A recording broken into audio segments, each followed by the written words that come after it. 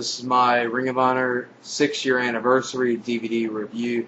The opening match was supposed to be Delirious versus Human Tornado, but ends in a no contest after the Age of Fall come out there and attack both of them, which then leads into an impromptu tag match with pitting Delirious and Human Tornado versus the Age of the Fall of Jimmy Jacobs and Tyler Black. This was a pretty good opener, good back and forth action. Saw some good double teaming from the Age of the Fall onto Delirious. Human Tornado got in some stuff. Good dive to the floor from Human Tornado. Just a good typical opening tag match and really got the crowd into it. Good overall tag match. It ends with Jimmy Jacobs putting Human Tornado into the end time in the Age of the Fall, pick up the victory in about a 2 1/4 star match.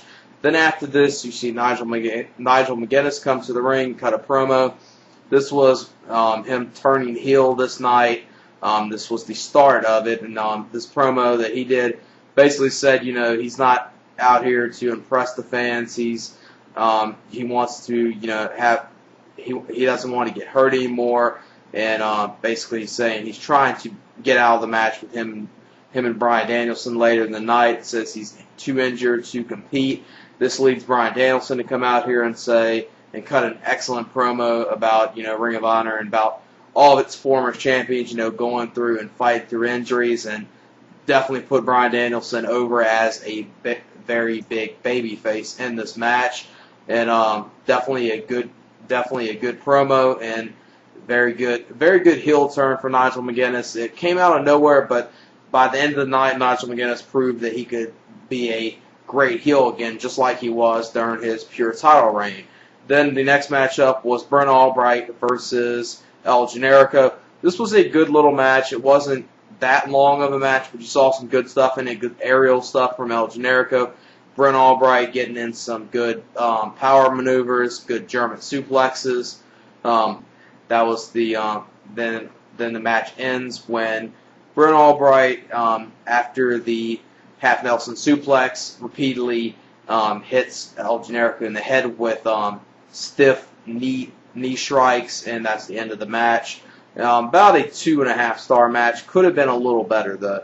And then up next was the, you know, basically the whole controversial angle with Larry Sweeney and Alice in Danger. The whole, you know, I guess what's been now known as the Ring of Honor rape angle. And this, it wasn't a good thing for Ring of Honor to do. I'm not saying it was, you know, anything hilarious in this. Larry Sweeney's one of those guys that's so over. You know, he's obviously a great heel, but the fans like him so much you have to do some outrageous shit to get him over and get him over as a heel, and that's what this segment was supposed to do.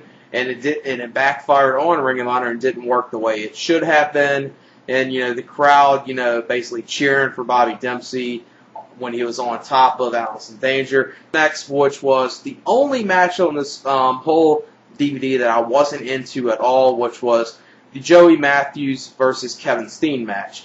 This is going to be one of those matches that some people are going to either hate, like I did, or either going to think it's at least decent to a good match. It was just a weird match. It didn't fit right. These two tried to work good with each other, and they tried their best, but they didn't mesh well in the ring. And plus, Joey Matthews' in-ring work in this match really hurt this match a whole lot. He was kind of working more of a WWE style, you know, a lot of wear down holds, a lot of sleepers, stuff like that. You know, not an enjoyable match at all. It didn't really work well with Kevin Steen. I would say, you know, at best maybe a 1 3/4 star match. I mean, the only part in this match that almost made me go up and, you know, pop for, which was, you know, when they were teasing for a top rope package pile driver, which if they would have done that spot, that would have been very sick. But Kevin Steen does pick up the victory after Joey Matthews taps out from the sharpshooter. Like I said, about 1 3/4 star match. The only match on here that was really terrible. Then up next, which was Go Shiozaki versus Austin Aries.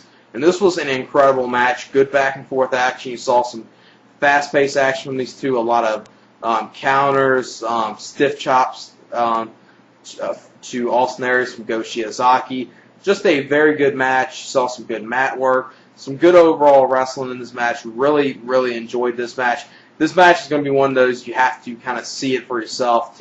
It's hard to put in words, this match, but definitely a very good match. And Austin Aries picks up the victory after the Brainbuster and 450 combination, and about a 4 1/4 star match. And not the match of the night, but definitely an incredible match, and a match I think a lot of people will enjoy seeing.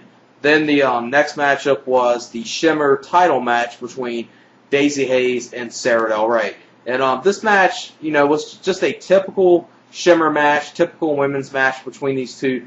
Nothing really bad, nothing really great. I felt these two could have put on a better match if given a little more time. The matchup was Ruckus and Jigsaw of the Vulture Squad versus Davey Richards and Rocky Romero of the No Remorse Corps. And anyone that saw the Take No Prisoners pay-per-view and saw their match from Orlando on that pay-per-view, that match was very good, but this match I would say was even better. Saw just like in that match, a lot of fast-paced action from all of them. Just a very good tag match. Really enjoyed it. Back and forth action. Saw some good tag team work from the No Remorse Corps in this match. A lot of aerial stuff from the Vulture Squad. Just a good mix of talent in this match, and the match ends with Davey Richards hitting Jigsaw with a Liger Bomb. And at this time, we're still the Ring of Honor Tag Team Champions, the No Remorse Corps, and about a 3.5 star match. Really enjoyed it, and I thought it was even better than their Orlando match, which I really liked as well. And then the next matchup was the three-way match for the FIP Heavyweight title in a no DQ rules match, which was Necro Butcher versus Erick Stevens versus Roderick Strong. And very good stuff in here. A lot of brawling outside the ring to start it off with. Started it right off with Erick Stevens and Roderick Strong brawling at the ramp. Necro Butcher got involved. Some stiff chair shots to Necro Butcher in this match. One of the good spots of this match was kind of a botch, but it ended up looking good at the end, which was you saw Necro Butcher and Roderick Strong on a table. Roderick Strong was trying to hit the Gibson driver, aka the Tiger driver, onto Necro Butcher. I don't know which. It looked like Roderick Strong botched this up and basically and Necro Butcher landed through the table in a pedigree form. So it looked very good, but it was still a botch. But it looked very good.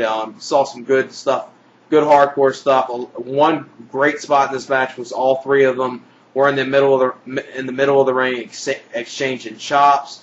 Just a very good match. Actually impressed me that it was this good because Roderick Strong picks up the victory after a Gibson driver to Necro Butcher and in a 3 3/4 star match. Really enjoyed it. Then up next was in the last match was Bryan Danielson versus Nigel McGuinness for the ROH World Heavyweight title. This was a great match. It wasn't as great as in the ring product of the unified match, which in my opinion I view as their best match they had with each other. But this match told a different story, and the thing I liked about this was that they wrestled each other so many times, they needed to do something different in the ring, and this time with Nigel being the full-fledged heel, Bryan Danielson being the over babyface, worked out very well. Because most of their other times they've wrestled, it's been pretty much tweener versus tweener. It wasn't really a straight out babyface, straight out heel. And, a lot of good stuff from Nigel McGuinness. Nigel McGuinness worked the crowd well in this match. Thing that happened in this match, you saw some good mat work in the beginning. At first, it got ruled as Nigel McGuinness lost by disqualification after hitting a ref. But then Ring of Honor President Kerry Silkins ordered the match to be restarted and a new ref was brought out. So then they wrestled for about another 20 minutes and some great work. You saw some good mat work. You saw some Bryan Danielson dive into the crowd. Nigel during this match, Nigel McGuinness got his side of his head busted open, and definitely a good match. And it was a different type of Nigel McGuinness versus Bryan Danielson match, but it worked out well and worked out very good. And I would give it about 4.5 stars. It ends with Bryan Danielson being put in. Nigel McGuinness picks up the victory after repeated elbows, like the MMA elbows Bryan Danielson uses. That basically knocked him out. Then Bryan Danielson was put into the London Dungeon, and that was the end of the match. Very good match. Really enjoyed it. 4.5 stars. An early, high contender for match of the year, at least in my opinion. I thought it was very good. Overall, I would give this show about a 9 out of 10. And I would definitely highly recommend this show.